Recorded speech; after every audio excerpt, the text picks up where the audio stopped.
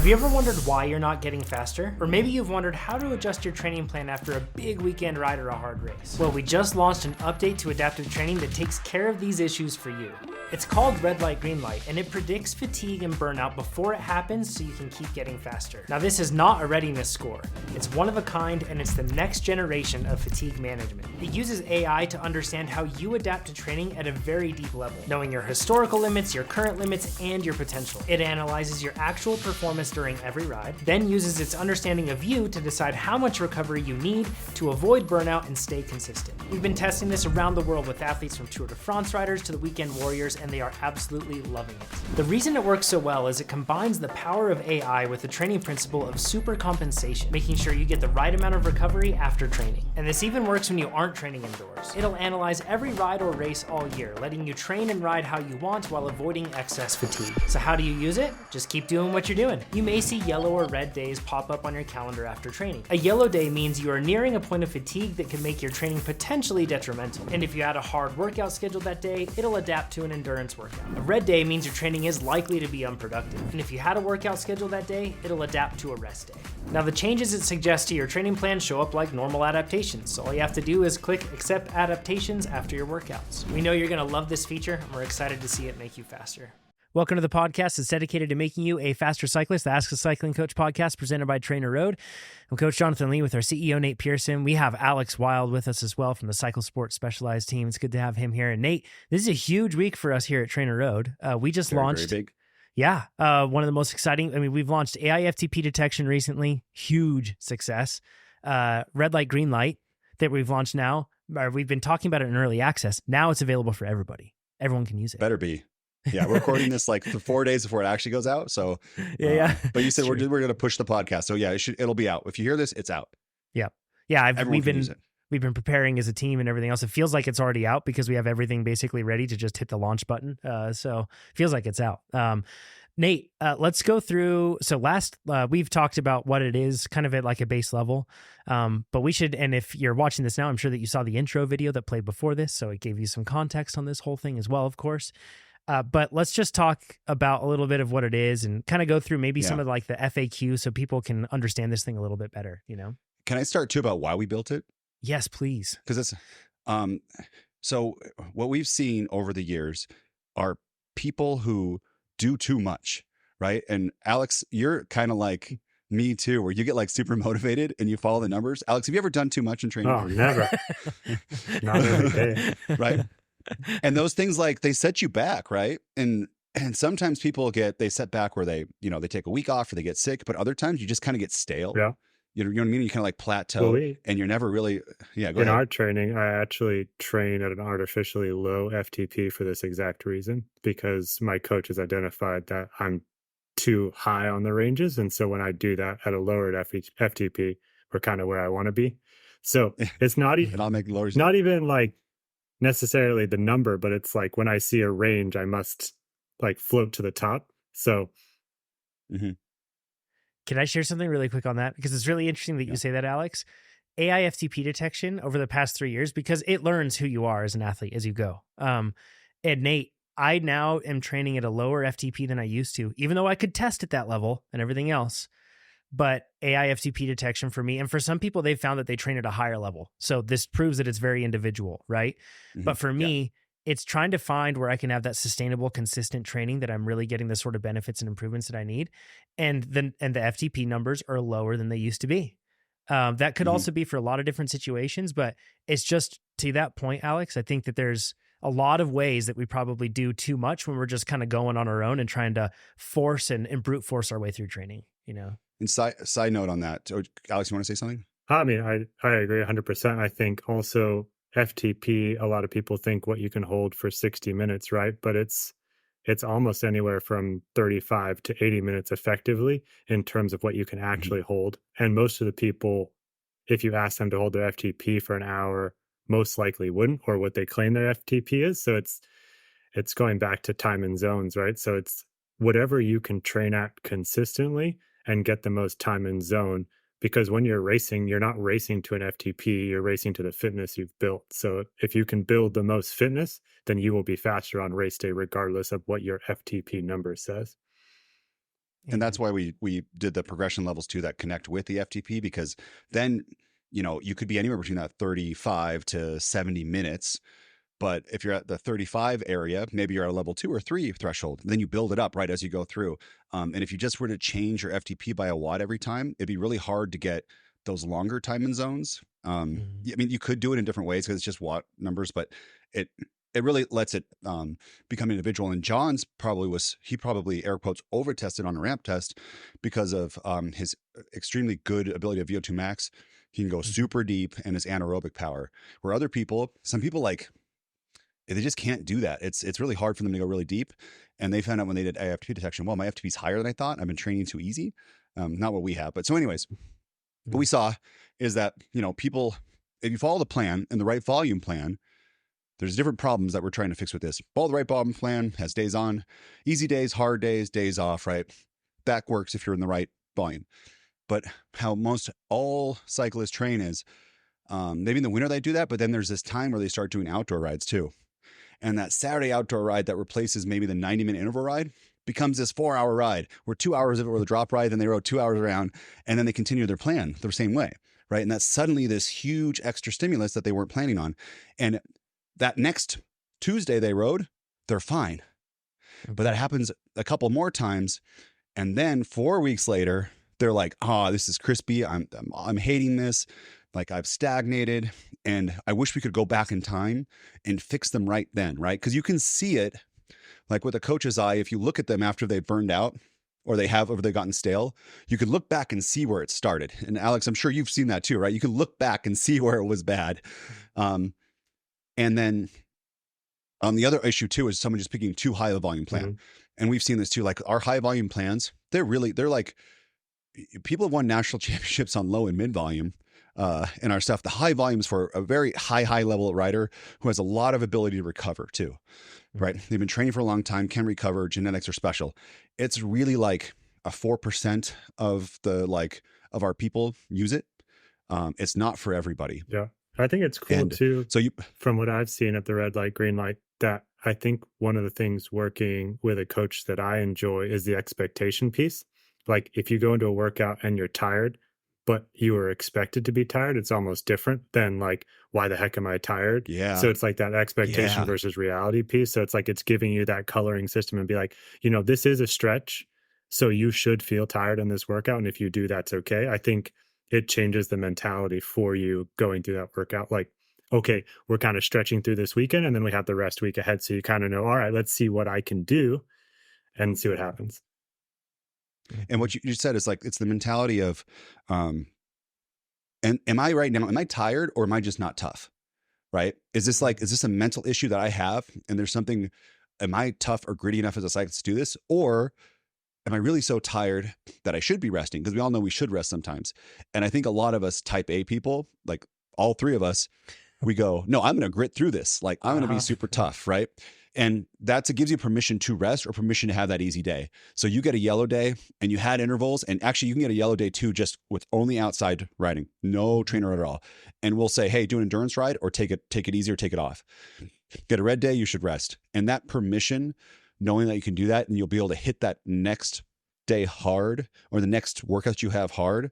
So the hard days are hard and easy days are easy. That's like the whole value proposition so that you can be consistent over time. That's why we built it. And you've probably seen, on the forum and stuff, people say TrainerRoad burned us out. And there's, you look at it and it's not them following the TrainerRoad plan. It's them doing extra stuff. Yeah. And when we apply red light, green light to it, you can see that they were training hard on yellow days and red days. And that's what we would expect to them burn themselves out. So although we've said on the podcast for years, this is what you should do, it's hard to apply it, right? And just like what I said with the mental stuff, you want to do it. There's a big huge group ride. You want to do that. You just got to change your training later. If you do train on a yellow or red day, you got to rest more. And that's hopefully that prevents that. And it's going to make everybody faster. We're going to see all world records go to, just kidding. And Nate, you mentioned the fact that the human factor that causes us to train too much, right? In the sense that like our own, we really want to get faster. And then in our mind, they have answers to do more all the time. That's not unique to TrainerRoad whatsoever. That's human nature and that's coaching. And that's like what athletes experience across the board, right? That's training. You should see me take supplements. Yeah.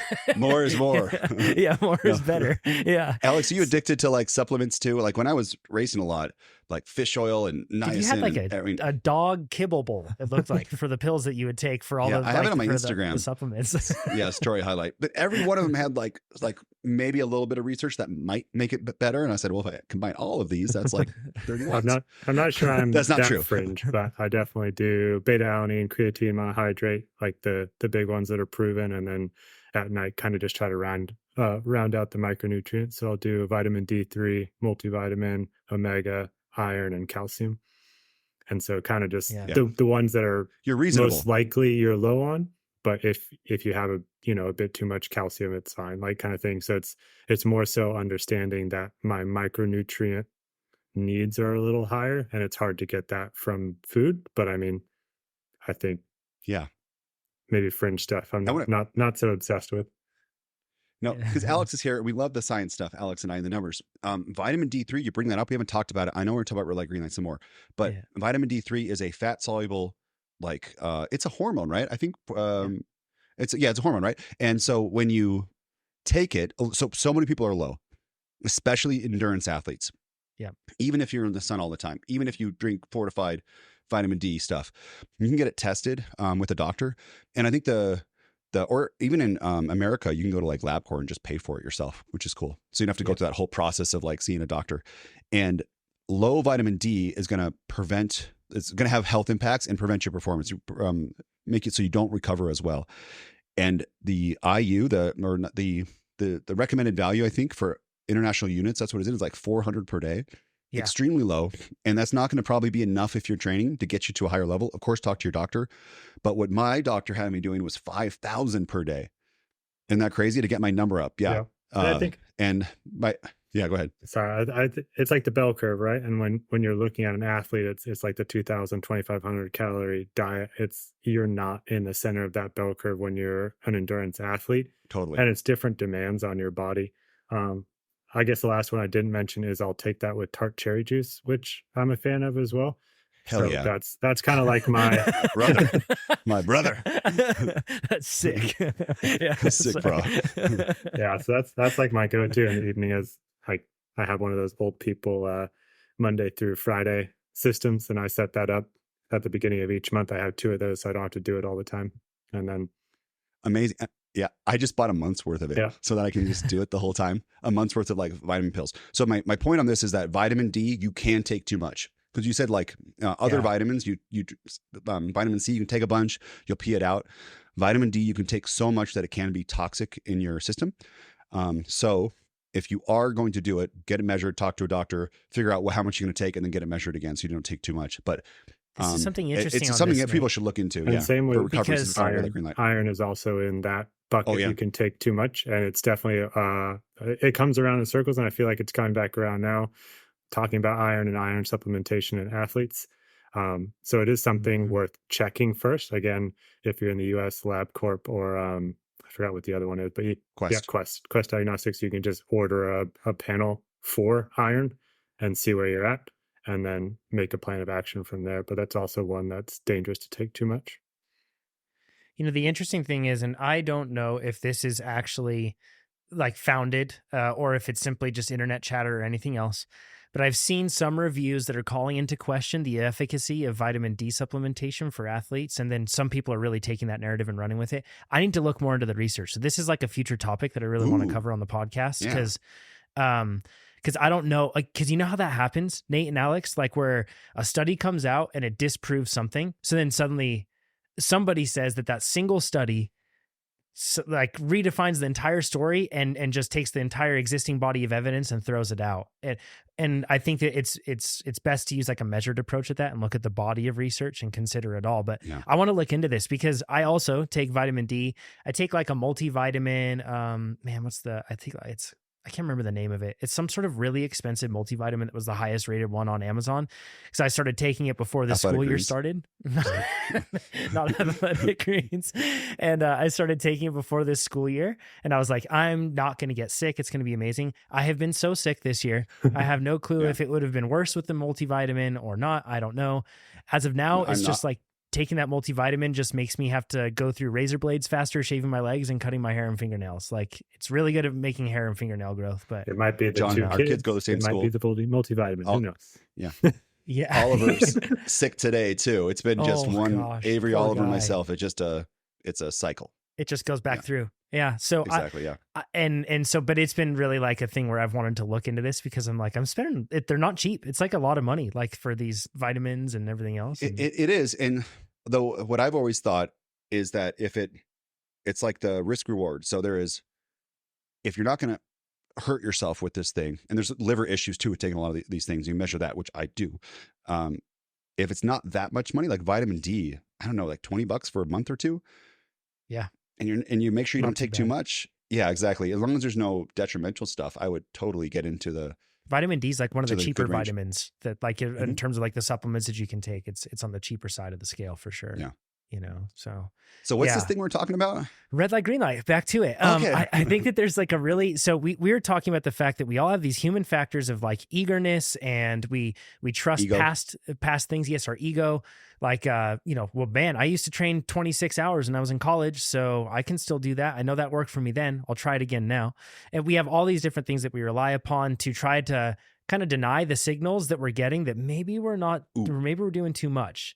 And The other one is sorry, John. Yeah. I'm going to do this whole podcast. Well, the other one is the comeback, like the comeback journey, like that you Oh, overtrain, the comeback burnout, where you're like, this is going to be it. And I pick the high volume and I go 800 TSS, 200 TSS, 000, yes. 800 TSS, 800 Yeah, TSS. back to retirement. Yes. Right. Yeah, exactly. And then also, in addition to that, like coming back from illness, coming back from any sort of Mhm. time off that you spend, how we're just like, I need to get right back to where I was. And we just jump right back in. There's so many issues that we will bump up against with our training where we are in like thinking of this practically in terms of like the benefits that you get as an athlete. This helps you avoid excess fatigue that comes from all those different scenarios like we talked about. But more than that, what it does is it gives you the right prescription when you're fatigued. Because it's one thing to have something that's like a readiness score that's just trying to tell you based on factors where it hasn't been trained on cycling training data. It hasn't been trained to give you the right workout as a result of what it's thinking about. It hasn't been trained on any of that stuff. That just says, well, today is like, you're ready to train or you're not ready to train. And we all know that those ones are fraught with error, and we've experienced that. And that's why honestly, Nate, I think that if all that stuff worked, it would be a different story in terms of where development would be going these days. But we know that those don't work very well. And instead, what you need as a cyclist is you need something that's trained on cycling data that's going to give you the right workout that you do that day. And it's not a readiness score. Instead, it's looking down the road, and it's looking at it's predicting fatigue based on the habits and patterns that it can recognize thanks to AI, ML, everything else that we've been using. And then that way it can make those sort of changes to give you the right workout based on all of it. So It's like huge. it's like you have a credit card and you spend an extra $10,000 one day. We're predicting that you're going to go broke unless you start recovering. And other people are like, no, man, like I can do this. I'll just keep going. And that's kind of what we do to our bodies, right? We spend this huge thing and then we're like, we'll just slide this into our budget and pretend like it never happened, and then keep spending. And you got to recharge that bank account, recharge the body. Yes. When you've been carrying on, 500 to 600 TSS per week, and then on that Saturday, you go and do a 280 TSS ride, we can't just convince ourselves that that's within budget, right? Like, and the thing is, some of those rides, those are like emotionally necessary, socially necessary for us. Like we need to be able to do those things. And this is the cool part. Spend. Like, yeah, exactly. Like this is when you get out on go ride, spend the time with your friends, enjoy the trails, whatever it is. You shouldn't remove those things. You have to at a certain point, you have to pick and choose, right? Like how important is your training versus that? But this is the cool part. Let's say that I do those hard rides and we'll put up an animation so you can see this. This is a person that isn't following a training plan. Okay. So this is a person that's just riding. And I might go out and I might do an easy zone 2 cruise on the first day. And the next day I go and do hill reps with my friends. And it's super fun. Like we're just going hard and we do something like that. I ramp up a bunch of TSS. Then the next day, I get a yellow day because I did something too hard, right? But it's also Wednesday Night Worlds and I don't want to miss that crit. So I go out and do the crit. And then after that, I'm just like dead the next day. I have a red day. It makes sense, right? I get a rest day instead of the workout or instead of the ride that I was going to plan to do with my friends. I get a rest day. I follow that rest day. And then the next day coming back, I'm like, it's yellow, but maybe I can still go out and do something. And I know that Alex, haven't you done this before where you go out and ride to test the waters? Then you're like, nope, still tired. Like, Yeah, I was you gonna know, say, I think like from what I've heard of the system and what you've told me, it sounds just like working with my coach. It's like sometimes we overreach and then it's kind of like, let's see how we feel. So we do it a bit more on like we have standard workouts we go and do and we have baselines for in terms of like here's where we should be. And going back to like readiness scores, I always those are interesting to me because you shouldn't always be ready to train. Like when we want adaptations, like there are certain like strategic points when you want to be tired going into something. Like it's not a race, so it's like for it to tell me I'm not ready to train is kind of like, am I not ready to train or am I not peaking for this workout kind of thing? So it's Yeah, super compensation, right? You want to go back down a little yes. bit, and you get tired, and then rest, and then get up. Yes. Nate, that's like going back to the analogy of the check engine light, right? In the sense that like you have the check engine light. That doesn't mean that you have to shut the car off, right? That just means, and when you have a yellow day, you'll see that if it's a hard workout, it'll suggest that you adapt that to an endurance workout, right? And it'll suggest the right workout for you. But it doesn't mean that you have to like instantly stop. And that's a big thing for people, I think, to understand. My understanding is the more I drive with the check engine light on, the faster my car gets, as long as I park it overnight. Look, that sounds ridiculous, but isn't that exactly what most of us do when we're unchecked in our training, right? I mean, yeah. It sounds you don't ridiculous. Get faster at the park, but yes. Yeah. But yeah, that's exactly it. And yes, Alex, like 100%. That's how accurate. Great example. I mean, I mentioned the slider. Go ahead, Alex. I was going to say, it's funny that you say that because that's what the workout's called. There's a check engine light when we. Really? Really? That's awesome. Yeah. That's funny. That's great. The Yeah. analogy Nate, works. the aggressiveness slider. Let's explain how that works. So under your profile, under adaptive training, there are some settings there. And one is the, like, I think it's, what's it called? You'll see it, a slider, the aggressive list. That's what we call it internally, but there's a name to it. And it's kind of like on your retirement plan or your investments where you can say, I want to be aggressive, or it's going to be like 100% stocks and 0% bonds, or I can be more conservative, or it's like a balance between the two. And what that does is changes how likely you are to get a yellow or red day, where if you do think that, you know, I'm going to change my recovery, I'm going to eat more, I'm going to sleep more right now, maybe my lifestyle has changed, I think I can do more than the past. You can tick that up 1 or 2 times, but just know you have a higher likelihood of being burned out too from that, because it's the risk reward, right? You're going to push yourself. On the other side, you can make it go easier, where it's easier to trigger those days. And that's what I have right now is I'm training, and I really don't want to, go too hard. I kind of want to give me a yellow or red day, like, cause I'm like, ooh, I did a good job. Like it's time to rest. I want that like permission to, so I have it all the way down. Can you use at the moment it doesn't like go ahead. Throughout the season, right? Like I guess I'm thinking if you're in the base season, would you want it to be harder to trigger those? Cause you kind of have a longer runway, I guess, to recover, and there's no A events coming up, and then maybe move those to more sensitive as you get closer to an event, because you don't want to accrue any unneeded fatigue, kind of like just enough to keep me ticking along for that big day. You couldn't. Yes. And so if you change it too, it doesn't change your whole calendar. It's just the time that you did workouts where it's at. I think the balance is probably good for most people in base. But again, if you want to do a little extra this base season, you could go more aggressive. And then in season 2, if you are, racing every weekend and you really are getting close to burning, you feel like it, you could kick it down to be more conservative so that you're really fresh for those weekend, races. Yeah. And that's brings up another huge benefit for the athlete that isn't even following a training plan. You're just riding however you want. You're doing whatever the group rides are. You're doing the races when you want to do them, whatever it might be. And maybe like, and for you still want to show up at whatever, like the big ride that you want to do with your friends, or if you are going to do a race or something like that, you still want to show up and know that you're not cooked and know that you're ready.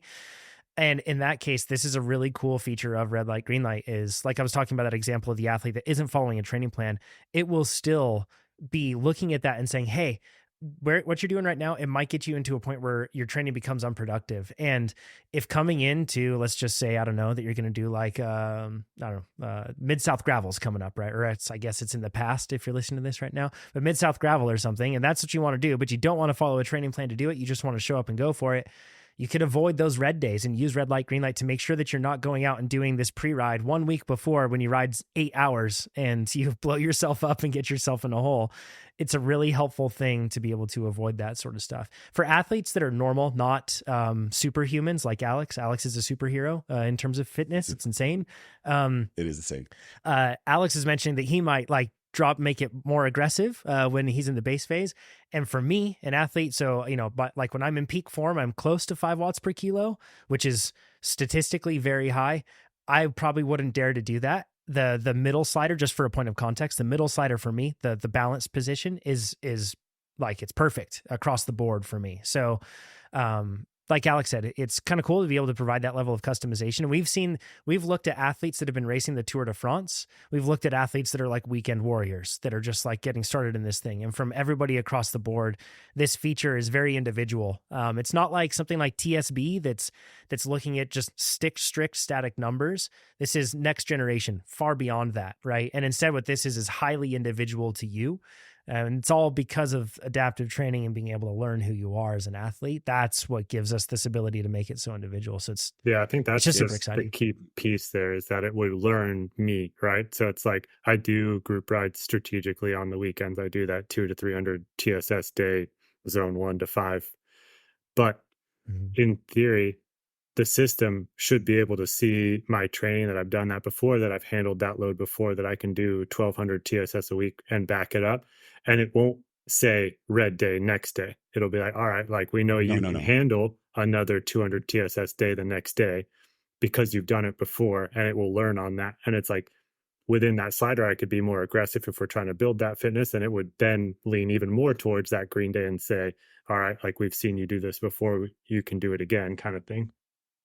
You got it, Alex. And to prove that, I could give you my login and you could just upload your files to my account. It'll just be like a sea of red. It'll be for a while. And then actually there'll be like, Nate's really effing fast. Yeah.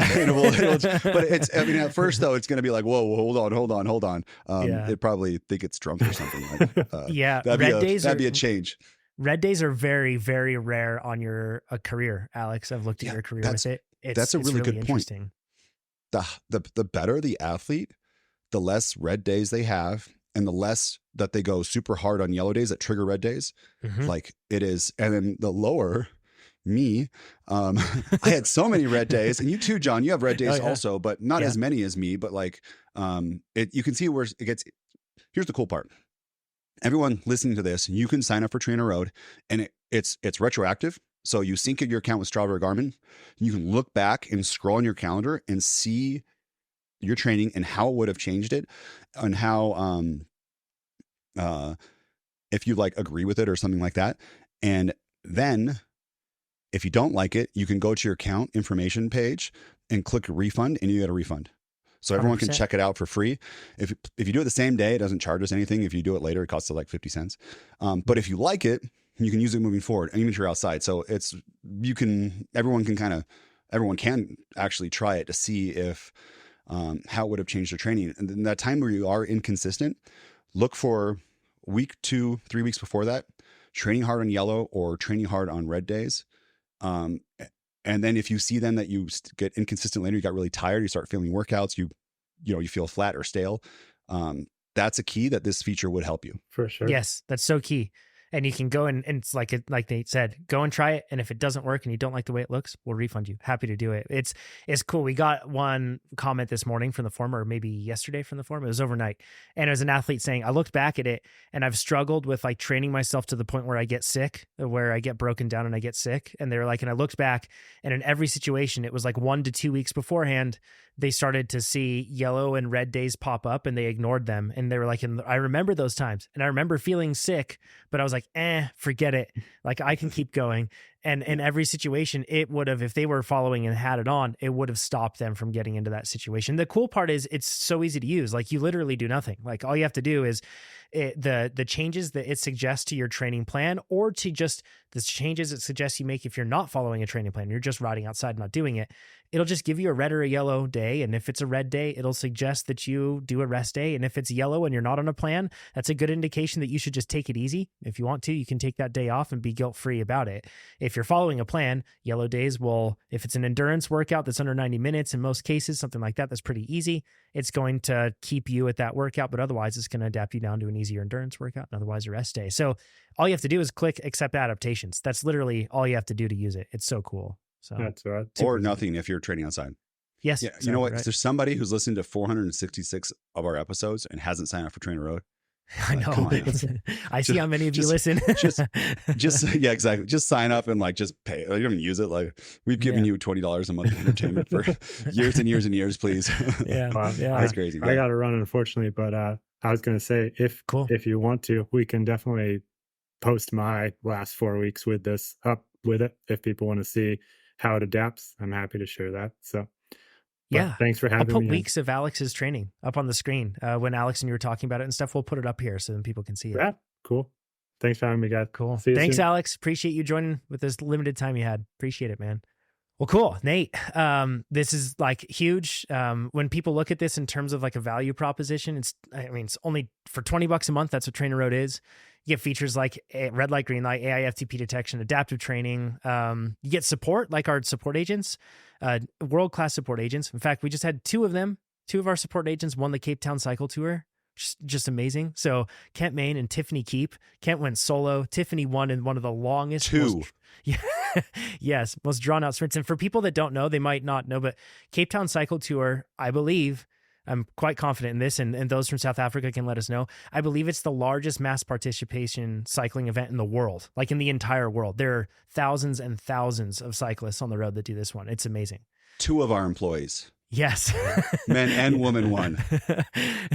It's pretty amazing. So those are the sort of Yes. people that you're connecting with customer support. So we have red light, green light, AI FTP detection, adaptive training, world-class support that you can get from these people.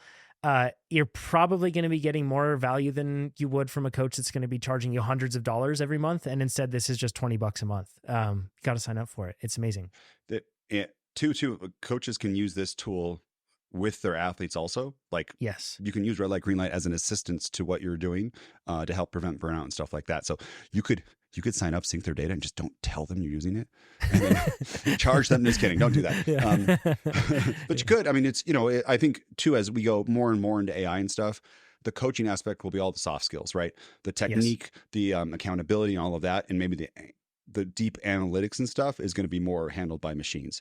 That's the way that I think it's going to go. Yeah, and more also- and more coaches that I hear from all the time are mentioning. In fact, I was just like at a coaching summit, and it was cool to see how many coaches are like, oh yeah, I use TrainerRoad with my athletes. Like it takes care of the prescription side of thing and everything else. So it's becoming more and more common, like you said, Nate. Yeah. If you sign up for a year, it's only $15.75 a month. And then the other cool thing that we started doing is when you sign up, if you're a little overwhelmed by everything that we do and stuff, there's ability to schedule a call with one of our support leads, and they will answer all your questions and walk you through the product. We record those, and then what we do is we take that confusion or things that we could then make better either through our product site or our marketing site to make things more clear or support, and then we adjust it for that. So if you're intimidated by technology at all, and some of you don't have to be an older person, just in general, you can do that, and there you go. You can have it walk through, and we'll keep helping you until you feel comfortable. Yeah, it's awesome. So check it out, Red Light, Green Light, live now for all athletes. It's a super exciting time for us here at TrainerRoad. This is the sort of feature that like we're getting to the point now with developing, like it's a long road with developing AI and ML and everything else. It takes a long time to get the sort of momentum you need. And we're now to the point where we can do unprecedented things like AI FTP detection and this. And There's more coming. Oh yeah, it's really exciting. It's a snowball. Yes. So go ahead and over there and sign up. And I know if you're listening to this, hopefully this has been really helpful for you. I know that this is absolutely an ad for our product. And like Nate said, this is 466 podcasts, and we've given out helpful training information even within this. So I hope it's been something valuable for you guys. I've Nate, go ahead. And then I have a couple other things. If you like us too, like we spend very little on marketing, just please tell everybody, like post to your cycling people and forums and stuff. comment, rate the podcast, rate us in the App Store. That really helps. Man, we've had over 30 million workouts done in our system. Isn't that crazy? It's crazy. Like, it's crazy. Yeah. And we've got over 20,000 over 250 million activities overall that are educating adaptive training, which is super cool. Yeah, that's what's coming into our system. I think too, like, what do we have? Like, I'm sorry, I should not be doing this live, but it is, like 25,000 plus reviews through the App Store and Google Play at a 4.9 average. It's amazing. Of 25,000. Yes. It's incredible. So we appreciate all of you that have signed up for TrainerRoad. And if you haven't yet, check it out. A couple more congratulations that I want to throw out to friends of the podcast here. Keegan and Sophia won Belgian Waffle Ride Arizona and Valley of Tears Gravel. Sophia's already over in South Africa because she's racing Cape Epic. It's going to be amazing. Yes. I'm super excited to see her. And I think that with her partner this year, I think they have a really good shot at winning it too. It's going to be exciting to see. And then also Matteo Jorgensen, guest and friend of the podcast, he won Paris-Nice. Just incredible. Beat Remco Evenepoel, beat Primoz Roglic, some of the best cyclists in the world, and he just handled it like he was just, like he meant to be there, seasoned vet, and just super cool. So congratulations, Matteo. Go support those athletes and let them know. Nate, I think we'll leave it there for this one and keep it a short one. And then next week we'll be back with even more research and insight. It's going to be a great one. Cool. Sounds good. Thanks, everybody. See you next time. Bye-bye.